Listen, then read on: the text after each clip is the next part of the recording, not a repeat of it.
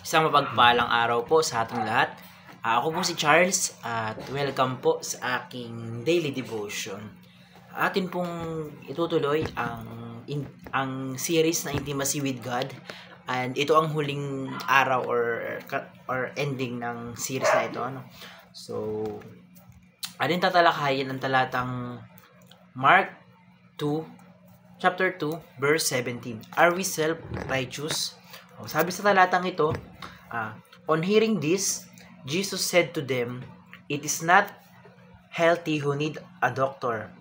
I have not come to call the righteous, but sinners." So, ang sinasabi dito na ang Panginoon sa Kristo daw ay hindi niya tinatawag, hindi niya tinawag yung mga mababait na or yung mga taong nagclaim na mabuti sila.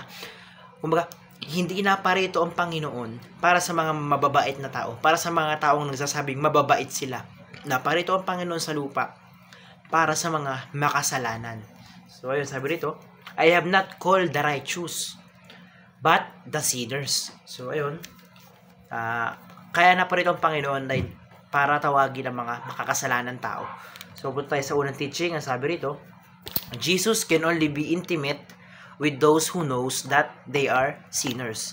So, ang ating Panginoon Hesukristo ay yung mga taong alam na sila ay makasalanan or yung mga taong inaamin na sila ay makasalanan tao, sila yung talagang makakakilala sa Panginoon. Sila yung magkakaroon ng talagang connection, deep connection sa ating Panginoon. Na kapag ikaw, alam mo sa sarili mo na makasalanan ka, alam mo sa sarili mo na hindi ka perpekto, alam mo sa sarili mo na hindi ka mabuti, ganun, doon lalong lalapit sa iyo ang Panginoon. Doon mo lalong makikilala ang Panginoon. So, punta tayo sa ikalawang teaching. Ang sabi rito, self-righteousness is the most hindrance to intimacy with God. So, tayong mga tao, kapag sinasabi natin or claim natin na tayo ay mabuti, na mabuti ako, hindi ako nagnanakaw, hindi ako natatapak ng tao, hindi ako gumagawa ng masama sa ibang tao. So, mali yun. Yun yung humahadlang. Yung ganun pag-iisip ang humahadlang para makilala natin si Hesukristo. Walang sino man ang tao na pwedeng magsabi na kahit sino pa, kahit lagi nagsisimba, kahit pastor pa, kahit pari pa, walang sino man tao ang pwedeng malaki sa Diyos or magsabi na siya ay matuwid, siya ay makasalanan. Yung ganung pag-iisip, yun yung hahadlang sa atin para mas makilala natin si Jesus. Yun yung hahadlang sa atin para magkaroon tayo ng deep connection sa ating Panginoon. So, punta tayo sa ikatlong teaching. Ang sabi rito, the cry of repentance is more intimate than the praise of righteousness. So, yung paghingi ng tawad or yung sabi cry of repentance, yung paghingi ng kapatawaran sa mga kasalanan mo ay mas mabuti pa or mas maganda pang way para magkaroon ng connection kay God kaysa dun sa mga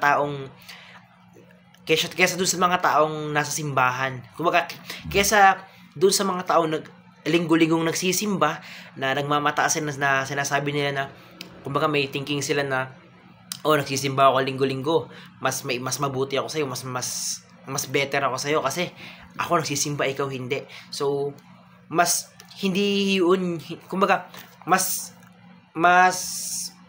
makikilala mo ang Panginoon kung ikaw mas makikilala ng Panginoon yung taong humihingi ng kapatawaran sa mga kasalanan niya at inaamin na siya ay makasalanan kaysa dun sa mga taong nagpre-praise kay Lord sa linggo-linggo tapos nagkakaroon sila ng pag-iisip na mabait na sila. So, mas better na maging humingi tayo ng kapatawaran.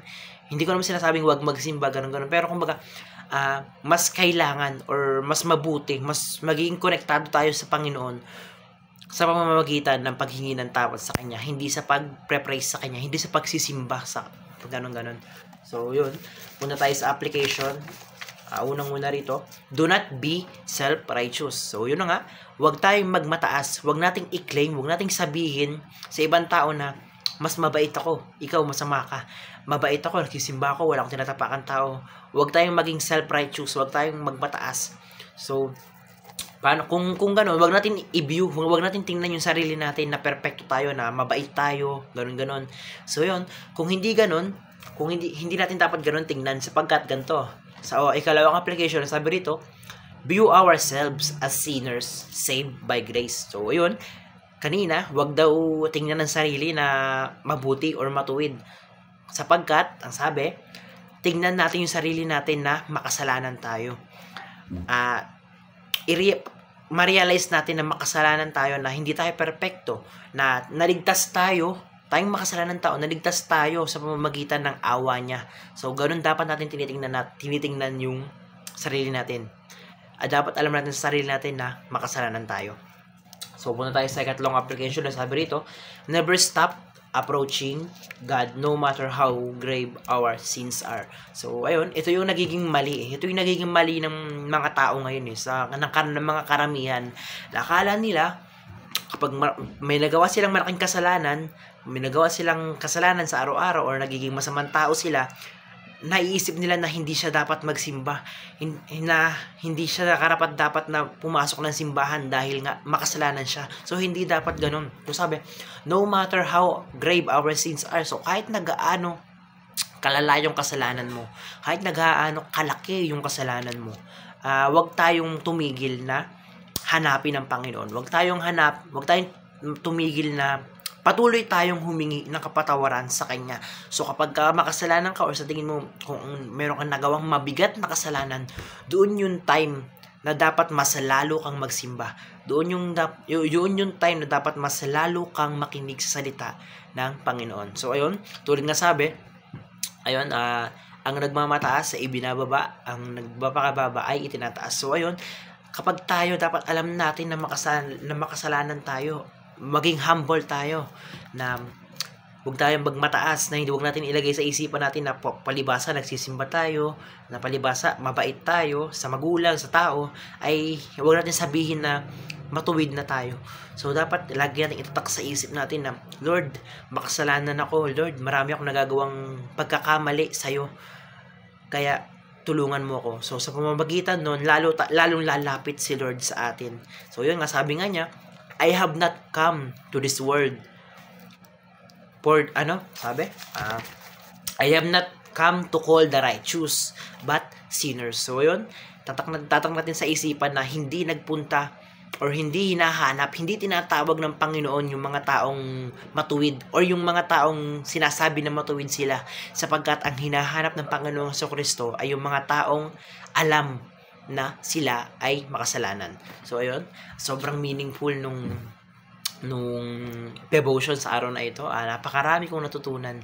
Glory to God.